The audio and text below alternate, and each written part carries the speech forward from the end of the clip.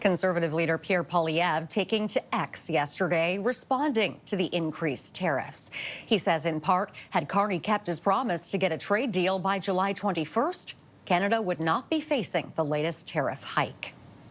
President and CEO of the Business Council of Canada, Goldie Hyder, says Canadians need to reflect on the tactics at play in the trade war and find a way to get back to the negotiating table.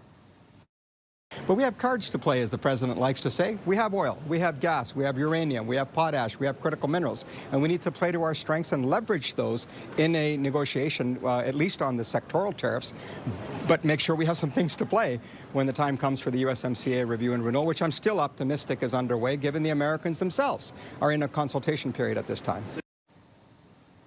He adds he's becoming concerned Canada is becoming too comfortable with that agreement, which is set to be renegotiated next year.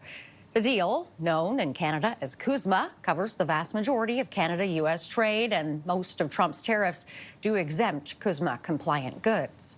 With me now is Tom Mulcair, CTV News political commentator and former NDP leader. Good to see you, Tom.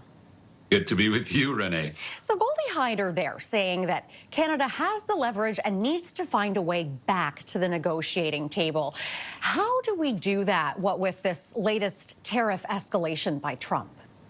Well, I think we just heard two very wise people there. We heard Prime Minister Mark Carney on his Asian tour, and we heard Goldie Hyder, a very respected figure in the Canadian business world, saying, look, we've got lots of strengths, lots of advantages. Let's start putting them to good use. I don't see anything contradictory in both of those. Carney is out there saying we've got to build new trade routes, we've got to build new trade relationships.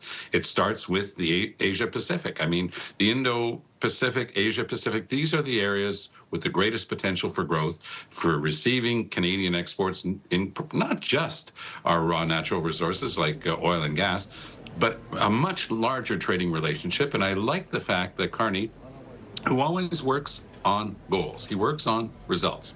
He's that type of mindset. He's saying that he wants to double the amount of non-U.S. trade over the next 10 years, and he thinks he can do it faster than that, and that means $300 billion. That's a good thing for Canadians to understand, that we're not just on bended knee hoping that Donald Trump will stop doing things that don't make any sense. We're not going to rely on the Americans anymore because they've turned out to be very unreliable, at least under the current administration. So we're never going to put ourselves in that bind again, putting all our eggs in one American basket. And Carney's out there doing the best he can. Goldie Hyder is talking on behalf of the business world, showing a little bit of anxiety and saying, look, we've got advantages. Let's start pushing them forward. There is that renegotiation coming up, Renee, and that is worrisome, because the very fact that we get to boast about our low tariffs with the Americans on most goods is because of the current deal that has to be renegotiated. Now, Carney and Trump did not meet on the sidelines of the ASEAN summit in Malaysia. Could that be a signal of where Trump stands?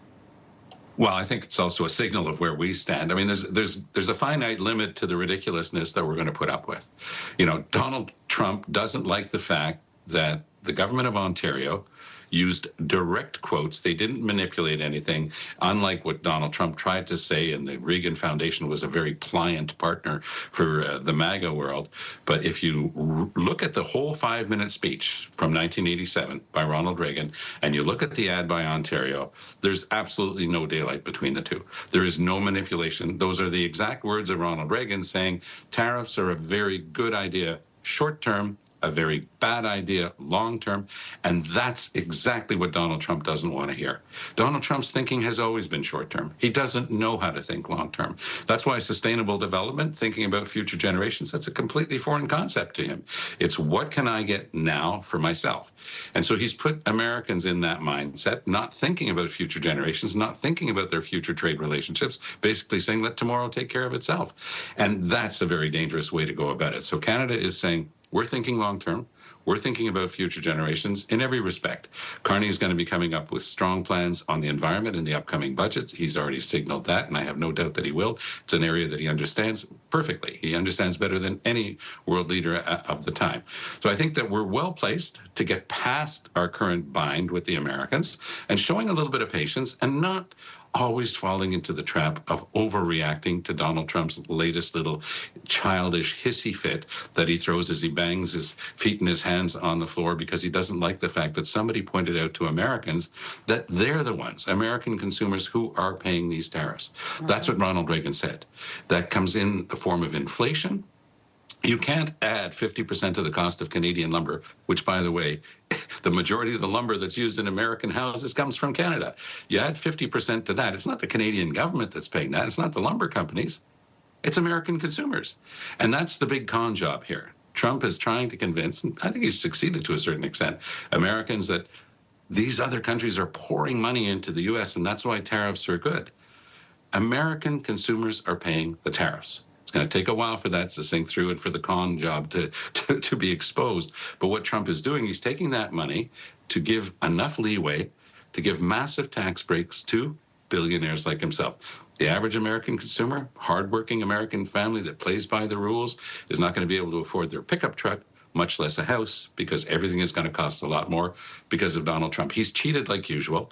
He's put in somebody who's going to cook the books and try to say that the inflation's not there, but that's already starting to be shown to be another con job by Trump. Yes, the inflation is there. Yes, it's starting to hurt Americans, and it's going to hurt a heck of a lot more in short order. All right, we'll have to leave it there. Thank you very much for this, Tom. That is Tom Mulcair, CTV News political commentator and former NDP leader.